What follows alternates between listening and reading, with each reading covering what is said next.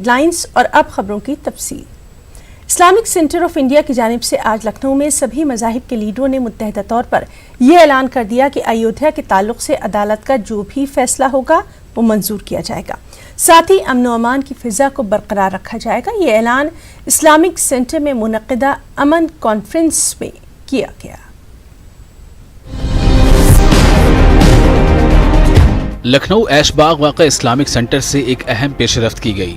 अभी तक लोगों को यह शिकायत थी कि अमन की अपील सिर्फ मुसलमानों की जानिब से की जा रही है, लेकिन इस अमन कॉन्फ्रेंस में मुख्तलिफ मज़ाहिब के लोगों ने मिलकर ये ऐलान किया। हम बस पूरी आस्था निष्ठा के साथ हम देश के साथ हैं।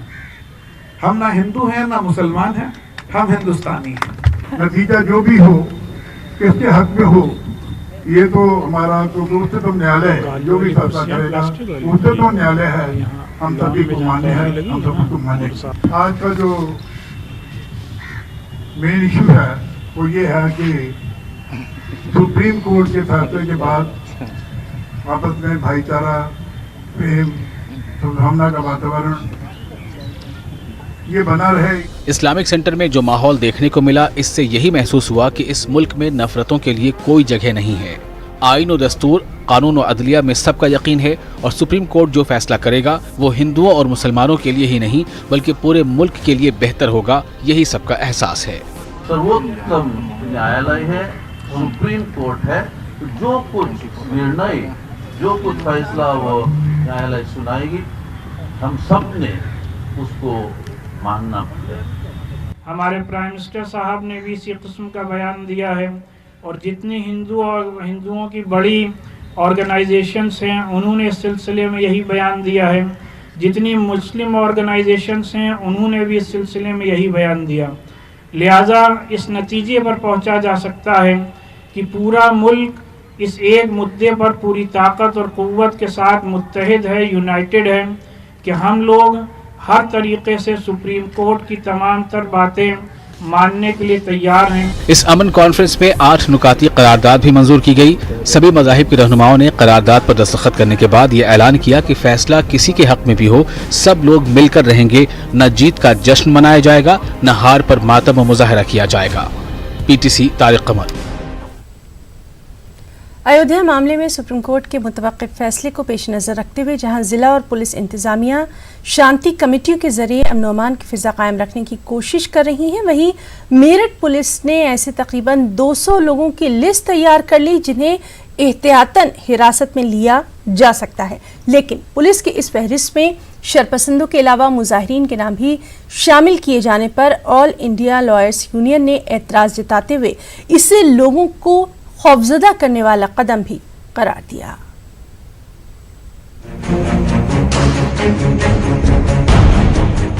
शांति कमेटियों की मीटिंग के जरिए अमन व अमान का पैगाम देने के अलावा एक कदम और आगे बढ़ते हुए मेरठ पुलिस ने ऐसे अफराद को एहतियाती तौर पर हिरासत में लेने का मंसूबा बनाया है जिनके खिलाफ गुज़िश्ता कुछ मामलों में तोड़ फोड़ और हंगामा बर्पा करने के मामले दर्ज हुए हैं।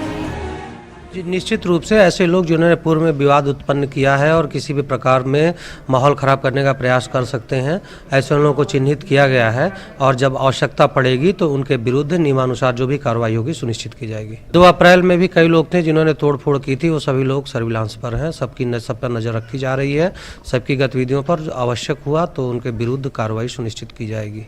जितने सेंसिटिव जगह हैं सब चिन्हित कर लिए गए हैं, सेंसिटिव व्यक्तियों को चिन्हित किया गया है। यहाँ की जनता भी पुलिस के साथ बढ़ कर सहयोग कर रही है, चाहे वो हिंदू हो या मुस्लिम हो। दोनों संप्रदायों में जितने धार्मिक गुरु हैं, जो प्रमुख राजनीतिक धार्मिक संगठन हैं, सबसे वार्ता कर ली गई है। वहीं शरपसंदों और बदमाशों के खिलाफ पुलिस के इस एहतियाती इक़दाम को कानून के जानकार सही तो करार दे रहे हैं, लेकिन शरपसंदों की फहरिस्त में गुज़िश्ता साल 2 अप्रैल के दलित एहतजाज और इमसाल 1 जुलाई के फैज़ आम हुजूमी तशद्दुद मुखालिफ रैली के मुजाहिरीन में से कई का नाम शामिल किए जाने को पुलिस का गैर मुनसिफाना और गैर ज़रूरी कदम करार दिया जा रहा है। मेरा ये मानना है इस पे कि प्रोटेस्टर्स को चिन्हित यदि करेंगे तो गलत बात होगी। भारत का संविधान मुझे किसी भी गलत बात का विरोध करने का अधिकार देता, उसे कोई नहीं छीन सकता। और प्रोटेस्टर के अनुसार यदि आप कार्रवाई करेंगे, उसमें बहुत सारे निर्दोष लोग थे। यदि मैं 2 अप्रैल वाली घटना से जोड़ूं तो 2 अप्रैल में बहुत सारे लोगों के खिलाफ FR आई है जिन्हें पुलिस ने नामजद किया था। यानी गलती भी हो सकती है। दूसरा जो बदर अली कांड है, उनके साथ आप लोगों ने चाय वालों को, पंचर वालों को, जो फलों की सब्जियां लगाते थे, उन लोगों के गलत चालान किए, जिनका किसी तरह से ताल्लुक नहीं था। अपने मकान के बाहर जो खड़ा था तमाशाई, तुमने उसे भी पकड़ लिया और उस भीड़ के हिस्से के साथ भेजा। तो ऐसी यदि गलत बात करेंगे प्रशासन, तो उसका विरोध तो होता रहा है और होना चाहिए, लेकिन उसे मापदंड बना के कार्रवाई नहीं करनी चाहिए, ये गलत होगा। मेरी समझ में तो ये बात नहीं आती कि हाई कोर्ट हो या सुप्रीम कोर्ट, रोज़ाना ही उनका काम फैसले देना है। इसको इतना पैनिक क्यों क्रिएट किया जा रहा है? हमारी ऑल इंडिया लॉयर्स यूनियन ऐसी हर चीज़ का विरोध करता है जो गलत है। और प्रोटेस्टर जो है, अगर संवैधानिक दायरे में रह करके कोई बात अपनी आदमी किसी के भी खिलाफ कह रहा है, वो उसका कानूनी अधिकार है। पेशेवर मुजरिमीन और शरपसंदों के खिलाफ एहतियाती हिरासत की कार्रवाई अमन व अमान को बरकरार रखने के लिए पुलिस इंतजामिया का एहतियाती इकदाम होता है, लेकिन किसी रैली और एहतजाज के मुजाहिरीन को पेशेवर मुजरिमीन की फहरिस्त में शामिल करके दबाव बनाने का तरीका समाज में इंतशार भी पैदा कर सकता है। न्यूज़ 18 उर्दू के लिए मेरठ से तंजीर अंसार की रिपोर्ट। बाबरी मस्जिद राम जन्मभूमि मामले में फैसले का दिन जैसे जैसे करीब आता जा रहा है, मुल्क में कौमी यकजहती हम आहंगी को बहाल करने की अपीलें भी लगातार जारी हैं। इसी तनाजुर में अलीगढ़ की अगर बात करें तो अलीगढ़ के मेयर मोहम्मद फुरकान ने आज मीडिया से बातचीत में कहा कि अलीगढ़ भी बहुत हसास शहर रहा है, यहाँ पर क़वाना हम आहंगी का बने रहना बेहद ज़रूरी है। उन्होंने मुल्क की आवाम से अपील की कि सुप्रीम कोर्ट का जो भी फैसला आए उसे हर तबका कबूल करे, क्योंकि ये फैसला मुल्क की सबसे बड़ी अदालत का है और इसको मानना हम सब की जिम्मेदारी है। मोहम्मद फुरकान का कहना था कि मुल्क में हिंदू मुसलमानों का भाईचारा ज़माने कदीम से रहा है, फैसला जो भी हो ये भाईचारा यूं ही बने रहना चाहिए। पाकिस्तान के लोगों से अपील करूंगा, गुजारिश करूंगा कि हम सुप्रीम कोर्ट के फैसले को तमाम लोग माने। जो भी फैसला आएगा, इससे बड़ी हमारे यहाँ हिंदुस्तान में अदालत नहीं है। हिंदुस्तान की खूबसूरती यही है, भाईचारा बना रहे। हमारे सदियों के रिश्ते हैं, ऐसे रिश्ते हैं जो कभी अलग नहीं हो सकते और ना होने चाहिए।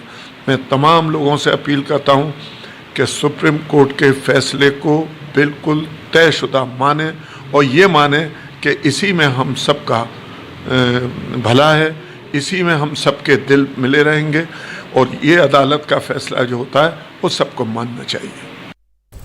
नाज़रीन, इलाहाबाद यूनिवर्सिटी के शोबे तारीख़ को अपने तहक़ीक़ी मेयार और सेकुलर नज़रियात की वजह से इल्मी हलक़ों में एक ख़ास मुकाम, एक मुमताज़ मुकाम हासिल रहा है।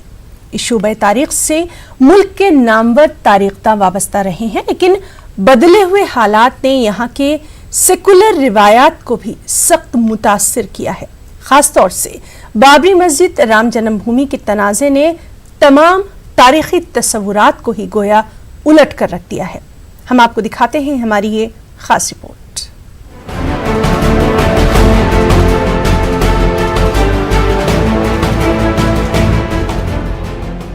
मशरिक़ का ऑक्सफोर्ड कही जाने वाली इलाहाबाद यूनिवर्सिटी अपनी गंगा जमनी रिवायात की वजह से पूरी दुनिया में मशहूर है। खास तौर से यहाँ का शोबे तारीख़ इल्मी हलकों में स्कूल ऑफ हिस्ट्री के तौर पर जाना जाता है। यहाँ के तारीखदां अपनी सेकुलर सोच और मयारी तहकीक की वजह से पूरी दुनिया में एक मुनफरिद शनाख्त रखते थे, लेकिन बाबरी मस्जिद राम जन्मभूमि के तनाज़े ने शोबे तारीख की रिवायती सेकुलर सोच को सख्त मुतासिर किया है।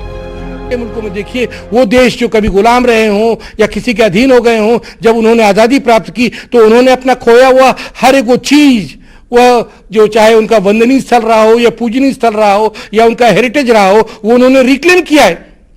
वो उनका उस पर अधिकार है। तो राम की जन्मभूमि कोई प्लॉट ऑफ लैंड नहीं है, ये एक आर्टिकल ऑफ फेथ है। तो आर्टिकल ऑफ फेथ और प्लॉट ऑफ लैंड में बड़ा अंतर है। प्लॉट ऑफ लैंड तो कहीं भी हो सकता है, लेकिन आर्टिकल ऑफ फेथ जो जगह है वहां से वो स्थानांतरित नहीं किया सकता। एक सदी से भी पुराने शोबे तारीख से सर शफातुल्लाह, डॉक्टर ताराचंद, मौलवी ज़काउल्लाह, सर गंगानाथ झा और प्रोफेसर नईमुर रहमान फारूकी जैसे नामवर तारीखदां वाबस्ता रहे हैं। लेकिन आज हालत ये है कि शोबे तारीख के मौजूदा सरबराह प्रोफेसर योगेश्वर तिवारी मुस्लिम हुक्मरानों को दहशतगर्द करार दे रहे हैं।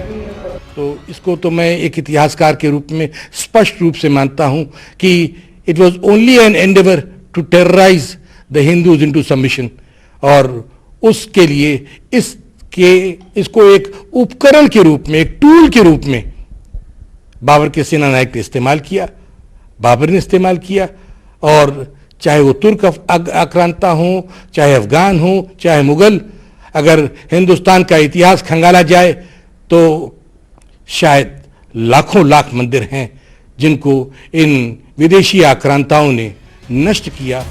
बाबरी मस्जिद राम जन्मभूमि के मुतवक्किल फैसले का सबको इंतजार है। हुकूमत के अलावा मुल्क की मुख्तलिफ तंजीमों और इदारों ने तमाम लोगों से समाज में फिरकावाराना हम आहंगी और भाईचारा कायम रखने की अपील की है, लेकिन बाज़ इल्मी हलकों की तरफ से इस मामले को फिरकावाराना रंग देने की कोशिशें अब भी जारी हैं। न्यूज़ 18 उर्दू के लिए इलाहाबाद से मुश्ताक आमिर की रिपोर्ट। हिंदुस्तान कलेक्टर्स क्लब की जानिब से अलीगढ़ में एक करेंसी महोत्सव का इनेकाद किया गया और इसमें हिंदुस्तान समेत दुनिया की कदीम करेंसियों की नुमाइश की गई। नुमाइश में लोगों की तवज्जो का मरकज हिंदुस्तान की कदीम करेंसीज रही जो कि कई हजार साल पुरानी है। नुमाइश के मुंतज़मीन का कहना है कि इसका मकसद मुल्क की करेंसी के तई लोगों में बेदारी लाना और लोगों में इसकी अहमियत और इफादियत को उजागर करना है। नुमाइश में बड़ी तादाद में लोगों ने शामिल होकर ज़माना कदीम के सिक्कों और नोटों का मुशाहिदा किया। आज की इस डिजिटल दुनिया में इस तरह की नुमाइश, इस तरह के एग्जीबिशन के इनेकाद की तमाम ही लोगों ने बेहद सताइश की। प्रदर्शनी के हमारे मुख्य दो उद्देश्य हैं। एक तो हम मुद्रा के माध्यम से आज की युवा पीढ़ी को भारत के इतिहास को पहुंचाना चाहते हैं कि भारत का कितना प्राचीन इतिहास है और कितना गौरवान्वित इतिहास है। यहाँ पे विभिन्न राजाओं के विभिन्न रियासतें रहीं जिनका और कितना रईस रहा। हमारे मुद्रा के माध्यम से हमें जानने को मिलता है कि हमने सोने चांदी के सिक्के, जब कोई देश ही नहीं था आज की डेट में और दूसरे देशों के खाली 400-400 500-500 साल पुराने इतिहास है, वहाँ भारत का 3-4 हज़ार साल पुराना इतिहास है। साथ ही साथ हमारा दूसरा मुख्य उद्देश्य जो इस प्रदर्शनी का है वो ये है कि कई लोग ऐसे होते हैं जिनका इस सब्जेक्ट में, इस मैटर में इंटरेस्ट नहीं होता, उनके पास भारतीय प्राचीन मुद्रा या और भी अन्य वस्तुएं अपने घर पे बेकार पड़ी होती हैं, तो हम उन लोगों से एक अपील करते हैं कि वो उन लोगों को हमें डोनेट करके या बेच करके कैसे भी हमें हमारे संग्रह में अपना योगदान दे सकते हैं। यहाँ पे बहुत सारी पुरानी हमारी इंडियन करेंसीज़ हैं 2600 साल से जो चलती आ रही हैं राजा महाराजाओं के टाइम की, और यहाँ पे बहुत ही यूनिक चीज़ भी हैं। जैसे कि मैंने एक चीज़ देखी है, वो ऊँट की गले की हड्डी की बनी हुई गुलदस्ता है, वो एक बहुत यूनिक है।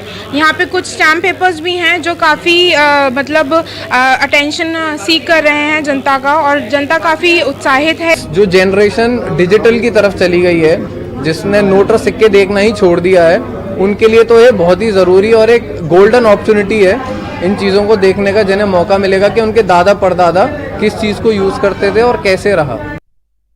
इंसानी ज़िंदगी में बेज़ाब्तियों की वजह से ऐसी बीमारियां रोनमा हो रही हैं जो कि आगे चलकर जानलेवा बन जाती हैं। ऐसे में मुआलिजीन को इन पर खुसूसी तवज्जो देने की ज़रूरत है और हुकूमत को भी चाहिए कि इंसानों में बेज़ाब्तियों के ताल्लुक़ से बेदारी भी पैदा की जाए। इन तमाम ख्यालात का इजहार माहिरीन इमराज ने अजमल खां तिब्बिया कॉलेज, अलीगढ़ मुस्लिम यूनिवर्सिटी के शोबाए इलाज बिल तदबीर के CME में किया। कॉन्फ्रेंस का इनेकाद वज़ारत बराए आयुष हुकूमत हिंद की तरफ से किया गया, जिसमें मुल्क के माहिरीन के साथ साथ हुकूमत के नुमाइंदों ने भी बड़ी तादाद में शिरकत की।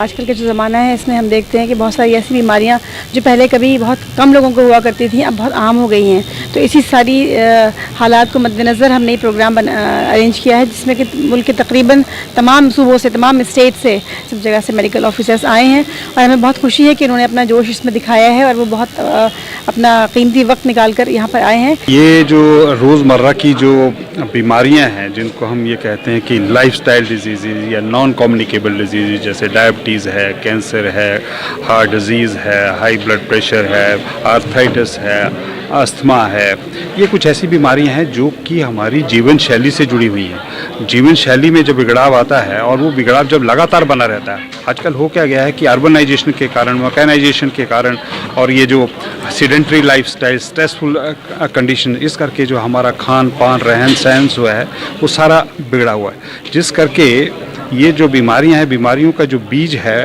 वो बहुत पहले जो है पनपना शुरू हो जाता है और वो 10-15 साल में जो है एक भयानक बीमारी के रूप में जो है सामने आता है। बात करेंगे जश्न ईद मिलादुन्नबी की।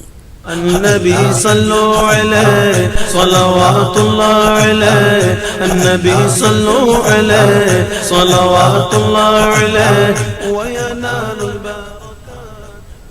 कानपुर में भी 12 रबीउल अव्वल की तैयारियां शुरू हो चुकी हैं। कानपुर के तारीखी जुलूस मोहम्मदी पर पेश है हमारी ये खास रिपोर्ट।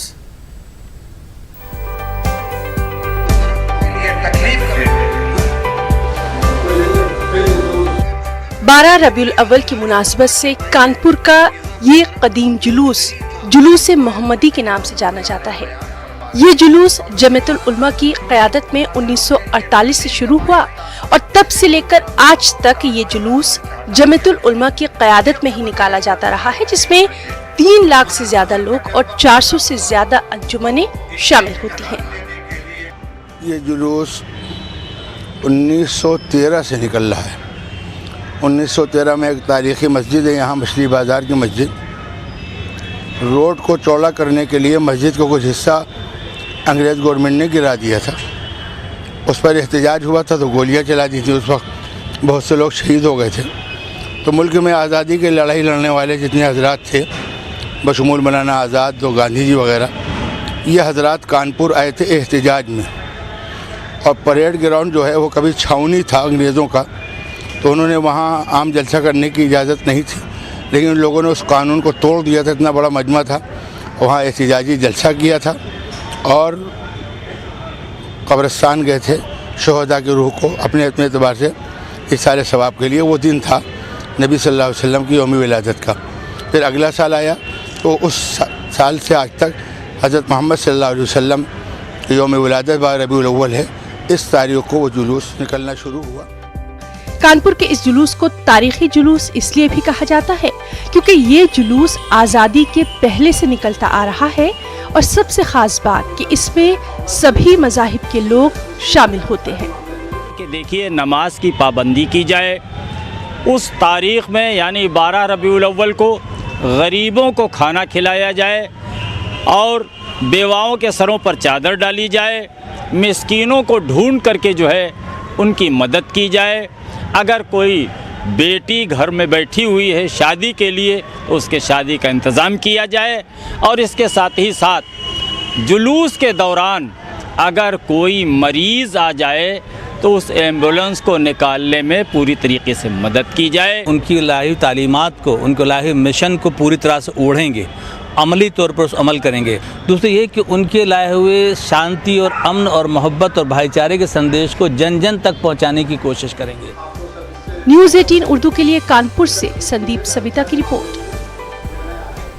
और अब खास बात बिहार की खबरें। सबसे पहले हेडलाइंस। बिहार में फिर बंगले पर सियासत। वशिष्ठ नारायण सिंह, आरसीपी सिंह और संजय सिंह को सरकारी बंगले पर अपोजिशन ने उठाया सवाल। पंजाब दौरे पर सीएम नीतीश कुमार। अमृतसर के गोल्डन टेम्पल में दी हाजिरी। सुल्तानपुर लोधी गुरुद्वारे में भी गए नीतीश।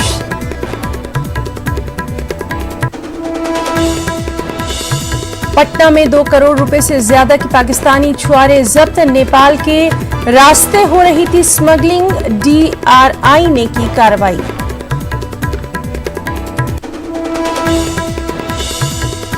पटना नगर निगम की फिर खुली पोल। करोड़ों के खर्च से बने टॉयलेट्स में लगे ताले। आवाम की बड़ी परेशानी।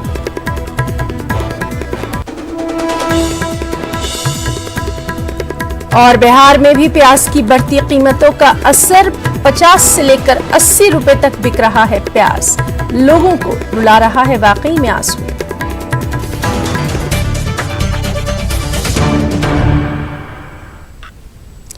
बंगलों को लेकर बिहार में सियासत एक बार फिर गर्मा गई है। बरसर इक़्तिदार जमात कानून और ज़वाबित का हवाला दे रही है तो हिज़्ब मुखालिफ हुकूमत की मंशा पर ही सवाल खड़े कर रही है। इतना ही नहीं, आरजेडी और कांग्रेस बरसर इक़्तिदार जमात पर अपने चहीतों को खुश करने का इल्जाम भी लगा रही हैं।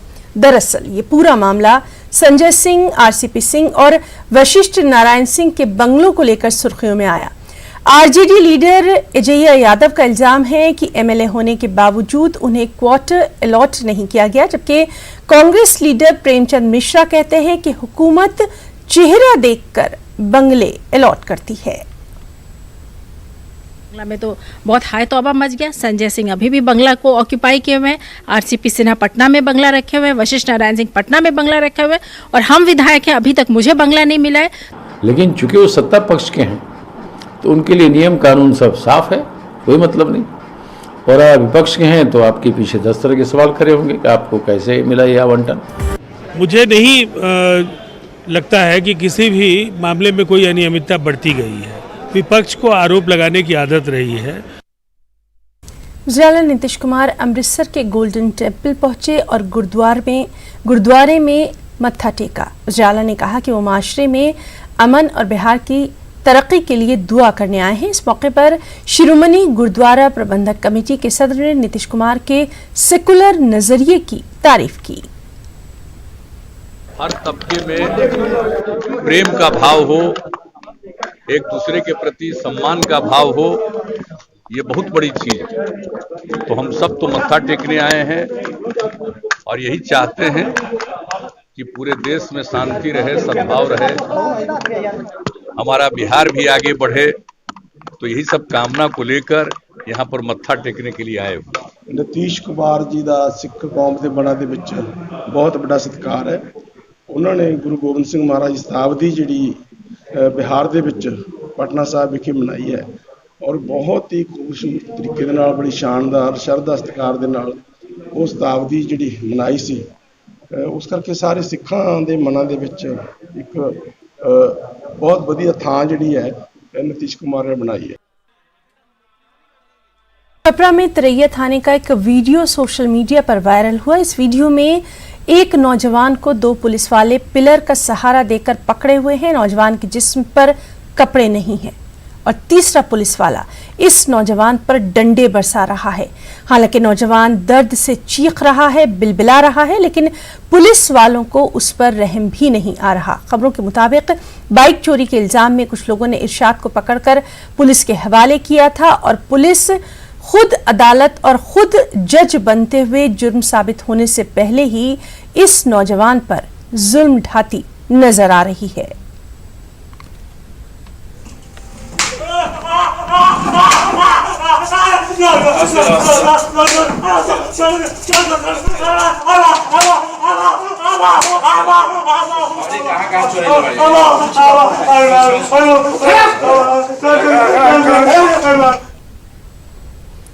दरभंगा के बेनीपुर में चलती ऑटो में एक मंचले को खातून से दस्तदराजी करना महंगा पड़ गया। दरअसल इस सिफरे की हरकत पर खातून ने शोर मचाया। इसके बाद ऑटो ड्राइवर ने फौरन ऑटो को रोक दिया। फिर क्या था, पहले तो दोनों में बहस हुई, फिर देखते ही देखते भीड़ इकट्ठा हो गई। लोगों ने इस मंचले को पीटना शुरू कर दिया।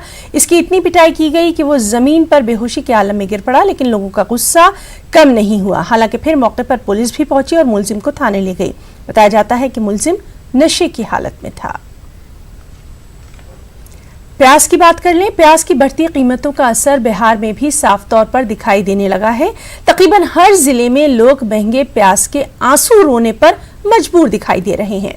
गया के बाजारों में प्याज 70 से 80 रुपए फी किलो मिल रहा है, जबकि भागलपुर में प्याज की कीमत थोक बाजार में 45 से 50 रुपए और खुदरा बाजार में 60 रुपए किलो है। मुजफ्फरपुर में प्याज 70 रुपए किलो फरोख्त हो रहा है। हालांकि पूर्णिया में प्याज की कीमत लोगों के लिए फिलहाल राहत का सबब है। पूर्णिया में छोटा प्याज 30 रुपए किलो जबकि बड़ा प्याज 50 रुपए किलो फरोख्त हो रहा है।